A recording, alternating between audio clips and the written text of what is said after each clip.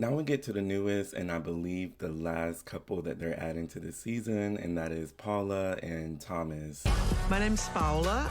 I'm 41 and I'm from São Paulo, Brazil. Right off the bat, they are so boring. I feel like they were just added for some stage chaos because it's given 90 Day Fiancé, Sam and Allie. It's just not interesting to me. They could have just left it. And again, it goes to why I feel like TLC needs to cut back the time of these episodes because it does not need to be 2 hours. You don't need to add them, and you also don't need to add all this extra fluff. It's not even fluff because it's not comfortable.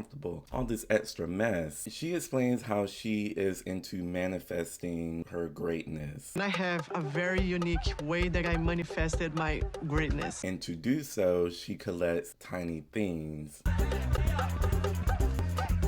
This is my miniatures. I like to collect tiny things. Now, as silly as it is, she does say that it's not for fun, but for manifestation reasons. This is not for fun. This is not a silly collection. They are a tool for manifestation to symbolize the kind of life that I want to have. But it's given cuckoo, and I don't want to knock the manifestation community. However, what you are doing seems very silly. Talking about you manifested a kitchen by some salt and pepper. I was manifesting apartment. So I got a little salt and a little pepper, and I was like, I want to have one kitchen exactly like this.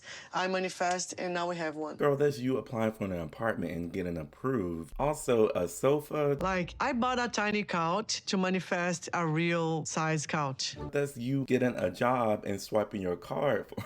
I'm gonna let you have it because now you're also saying that you manifested a gringo and you wrote a letter to the universe saying all the things that you want in a husband or partner, and the universe sent you Thomas. So I wrote a letter to the universe and I described all the things that I wanted.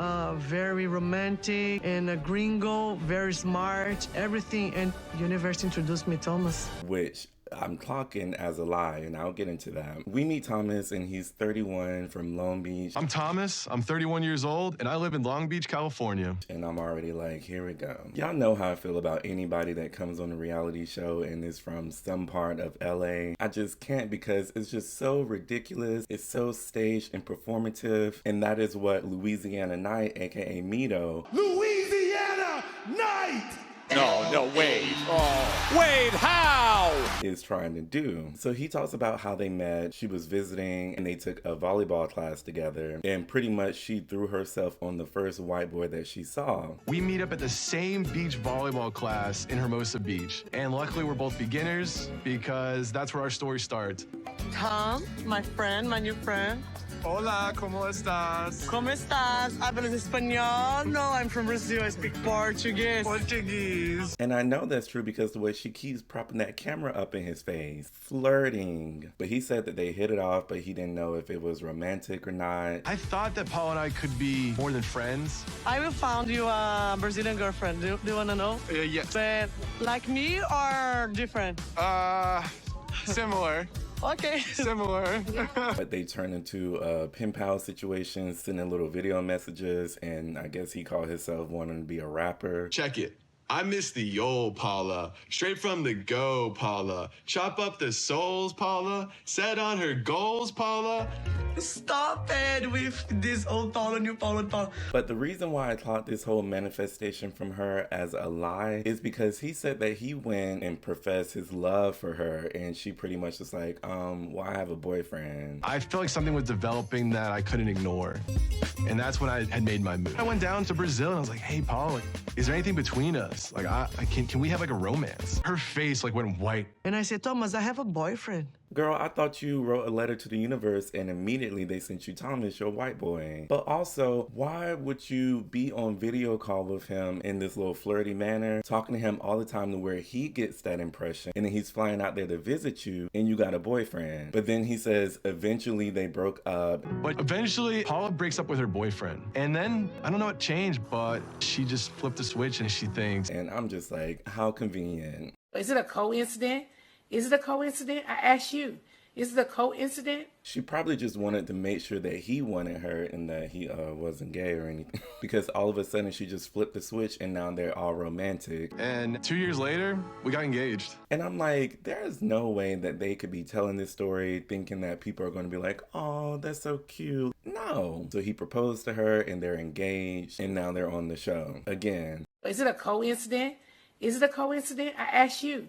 Is it a coincidence? Now we go to LA or Long Beach and we get an apartment tour of his, which he is saying minimalist, but is giving broke. All right, welcome to my living room. I'm completely minimalist. This is my couch. This is the best couch solution on the market, in my opinion. The apartment is empty. There's nothing. He's super minimalist. From the space of his studio, talking about his sofa being the bed, and then this dining room table. I also have a tiny table here, which is my dining room table.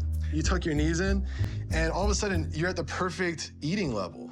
I mean, I'm just in a good spot to facilitate the full dining experience in a healthy way. Part of me don't believe that. It is believable because it is LA and they do be trying to live above their means. But then the other part is, y'all know how these people from LA are performative and love to exaggerate, because do I believe that he's literally sitting at that dining room table every night? Possibly.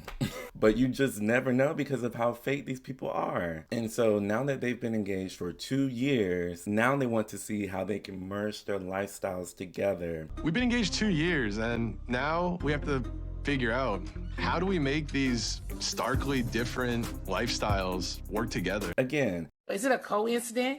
Is it a coincidence? I ask you. Is it a coincidence? so he's going to pick her up from the airport to start the 90 days, and he's already lying, talking about the last time I dropped her off, a flight attendant said, well, why are you leaving her by herself? One time when I dropped Paul off, one of the flight attendants said something that hit me so hard. She said, why are you letting her leave by herself? The reason why I know that's not true is, why would a flight attendant be talking to you when you're dropping her off and don't have a ticket? You wouldn't be at the gate, sir. Unless this flight attendant saw you outside and said that. I don't believe that, but I do feel like you're trying to build up this sympathy story to make people be like, oh. So she arrives and he has his little flag and is like, welcome to the USA. We can't be And he brought food to the airport, some tofu that he made, and then some beans, but put it in a coffee tumbler. Are you hungry? Yes. Guess what's in here? Feijão. And look, I made tofu and rice. And she drinks it. I'm hungry. I don't see where this will be interesting. I also don't see the conflict in this at all. It just gives boring and filler, which the length of these episodes, we don't need any more filler.